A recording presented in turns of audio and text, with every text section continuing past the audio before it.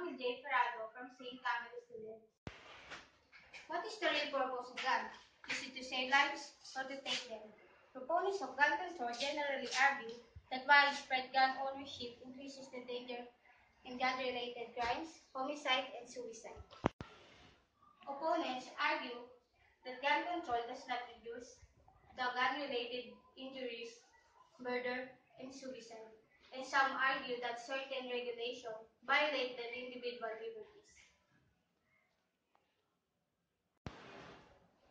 Gun control generally refers to laws or policies that regulates the manufacture, sale, possession, modification, or use of firearms.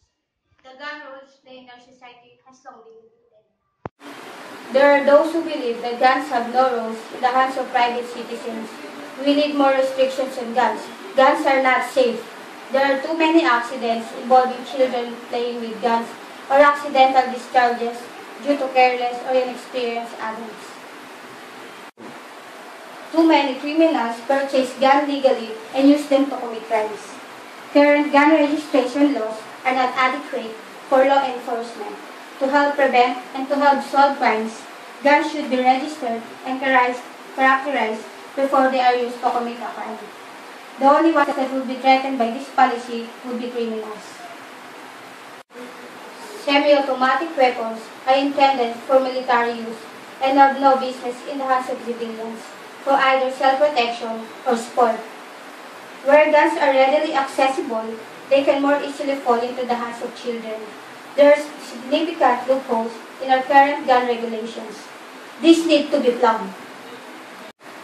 Unfortunately, there are many misguided individuals in our society.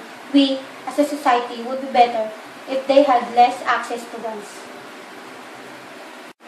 Whereas, there are those who believe that guns are the very foundation that protects our rights and liberties expressed in the Constitution. Restricting guns is not the answer. Gun laws punish armed citizens. If guns were outlawed, criminals would still find ways to arm themselves. Restrictions to guns ownership put the citizens at the mercy of gun-toting criminals.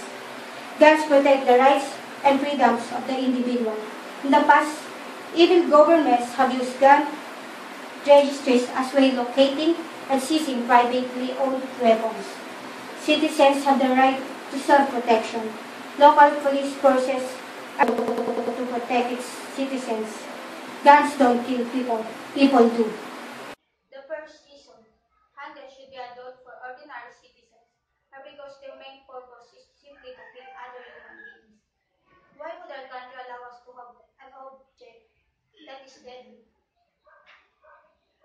Our government seems to want to protect us. For example, the seatbelt laws and motorcycle helmet laws were created to protect our lives. Second, we should ban the possession of handguns because the homicide and robbery rate are increasing. In conclusion, handguns create an unsafe environment and should be outlawed. Some may argue they are needed for self-defense, but if no one except police officials hand the handguns, there would be no need for that kind of defense. If guns were outlawed, homicide would decrease. Children could not obtain guns, and our country would be less violent. Until the law is changed, people will continue to kill other people. The key to protecting our democracy is not having armed citizens, but informed ones.